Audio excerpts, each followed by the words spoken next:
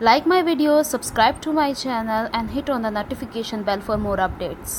अस्सलाम वालेकुम व्यूवर्स, मैं वेलकम करती हूँ आपका अपने यूट्यूब चैनल ड्रेसिंग मेनिया पर। अपनी पिछली वीडियो में मैंने आपको एक ऑलरेडी स्टिच हुई शर्ट से नाप लेने का तरीका बताया था, लेकिन मेरे जहन में आया कि हमारे पास मुख्तलिफ़ किस्म के फैब्रिक्स मार्केट में अवेलेबल हैं। मुझे आपको ये भी बताना चाहिए कि किस किस्म के फैब्रिक से हम किस तरीके से शर्ट का कपड़ा सेपरेट कर सकते हैं।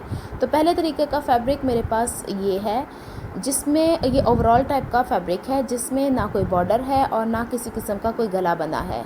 आजकल ये बहुत फैशन में है कि शर्ट और शलवार एक ही पैटर्न में हो, या अगर एक ही कलर है तो सेम कलर में ओवरऑल टाइप का ड्रेस बन रहा है।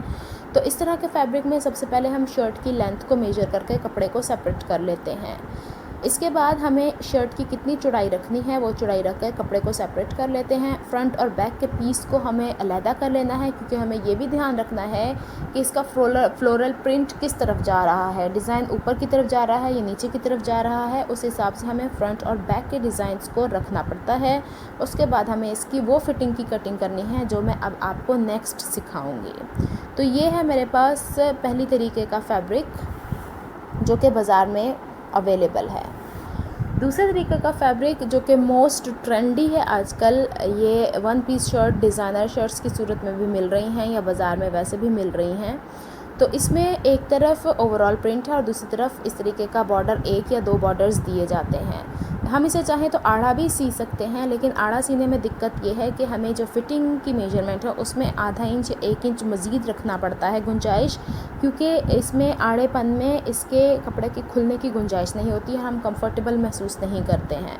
तो इसका बेस्ट ऑप्शन ये है कि बॉर्डर को हम ½ इंच का मार्जिन यहाँ से छोड़कर पूरा बॉर्डर यहाँ से कट कर दें, और इसके बाद हम शर्ट की लेंथ को वैसे ही मेजर करें according to the design of the fabric, और उसकी चौड़ाई को कट करें, उसके पैटर्न का ध्यान रखते हुए इसे कट करें। लंबाई हमें कम या ज़्यादा इस बॉर्डर के हिसाब से रखनी है, वो बात की बात है, और फिर इसके बाद बॉर्डर से हम इसके ऊपर डिज़ाइन करें तो हमारे पास एक बेस्ट किस्म की शर्ट इसमें बन जाती है। अब हमारे पास तीसरे किस्म का फैब्रिक यहाँ पे इस तरीके का है, जो कि 3 पीस सूट होते हैं, जिसमें शर्ट का फ्रंट सेपरेट होता है, बैक सेपरेट होता है और इसकी स्लीव सेपरेट होते हैं।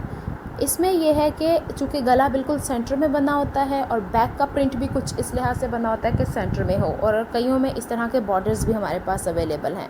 बॉर्डर हमें सेपरेट कर लेना होता है, फ्रंट बैक और स्लीव्स को पहले बिल्कुल सेपरेट हम कर लेते हैं, इसके बाद बॉर्डर्स को हम सेपरेट कर लेते हैं, और फिर इसको हमें हर लिहाज से सेंटर से ही कट करना पड़ता है। लेकिन इस तरह के कपड़ों में सिंपल शर्ट के बजाय अगर पेप्लम या ए लाइन टाइप की फ़्रॉक बना ली जाए तो कपड़े का वेस्टेज हमारे पास कम होता है। अगर तो बैक के ऊपर हमारे पास प्रिंट ऐसा है कि उसका कोई फ़र्क ना पड़े, लेकिन इसमें चूँकि बैक का प्रिंट है मेरे पास तो मुझे सेंटर से ही कट करना पड़ेगा। लेकिन अगर बैक का प्रिंट ऐसा है कि जो सिंपल हो तो हम इसको साइड से कट करके थोड़ा बहुत कपड़ा यहाँ से बचा सकते हैं और इसकी डिज़ाइनिंग को बॉटम में या स्लीव्स में इस्तेमाल कर सकते हैं। अब हमारे पास नेक्स्ट किस्म का फैब्रिक बड़े अर्ज़ का कपड़ा, जो कि हम पठानों से यहाँ से नॉर्मली लेते हैं, वो इस तरह का कपड़ा होता है जिसके एक तरफ बॉर्डर होता है। अब यहाँ पे बॉर्डर स्ट्रेट है, इसको कट करके मैं स्ट्रेट शर्ट सी के इसको लगा सकती हूँ, लेकिन स्ट्रेट में मेरे पास इसकी लंबाई नहीं निकलती और डिज़ाइन इसका ख़राब हो जाएगा। इसके जो पत्तियों का प्रिंट है वो ऊपर नीचे के बजाय साइड टू साइड हो जाएगा। और बाज़-औक़ात हमारे पास ऐसे भी बॉर्डर्स होते हैं जो कि कट नहीं हो सकते, तो इसमें हमें इस तरह की कपड़ों में हमें आड़ी शर्ट्स ही सीनी पड़ती हैं। तो अब हमें ये देखना है कि इसको बॉर्डर को ऐसे ही अरेंज करके इसको ए लाइन सीना है, पेप्लम सीना है, या किस तरीके से हमें सीना है, वो हम इसको यहाँ से एज़ इट इज़ स्टिच करेंगे और साइड से इसकी स्लीव्स निकल आती हैं।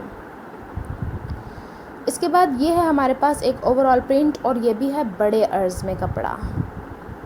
इसे अगर देखा जाए तो ये बड़े अर्ज़ में कपड़ा है। अब इसकी लंबाई हमारे पास जस्ट 1.25 गज़ होती है, तो इसकी लंबाई हमें अर्ज़ को मोड़ के बनानी पड़ती है, और सामने से हमारे फिर जो 1.25 में से अगर 38 इंच हमारी लेंथ निकल जाती है तो बाकी हमारे पास स्लीव्स बचते हैं। تو اب ہمیں یہ دیکھنا ہوتا ہے کہ ہماری کتنی چوڑائی ہے، اس حساب سے ہمیں چوڑائی ناپ کے لمبائی اس کی میجر کر کے اتار لینی ہوتی ہے، اور پھر سلیوز کو مینٹین کرنا ہوتا ہے۔ اس کپڑے کے اوپر اب میں آپ کو شرٹ کی ڈرافٹنگ اور کٹنگ سکھاؤں گی۔ تو اس کو میں لمبائی کے رخ پہ ایسے فولڈ کر کے دیکھ لوں گی کہ مجھے کتنی چوڑائی چاہیے، چونکہ میں اس کے بعد جسٹ سمپل شرٹ دیکھ رہی ہوں، اس میں بھی دیکھیں فلورل پرنٹ اوپر کی طرف جا رہا ہے، تو اس کے حساب سے میں اس کو ایڈجسٹ کروں گی۔ یہ وہ تمام چیزیں ہیں جس کو مد نظر رکھ کر اگر ہم کپڑے کو کٹ کریں تو ہماری بہت ساری پرابلمس کا سلیوشن نکل آتا ہے۔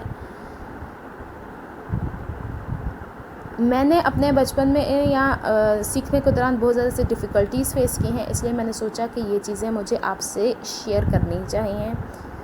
اگر آپ کو میری ایفرٹس پسند آتی ہیں تو please like my videos, subscribe to my channel and hit on the bell notification for more updates.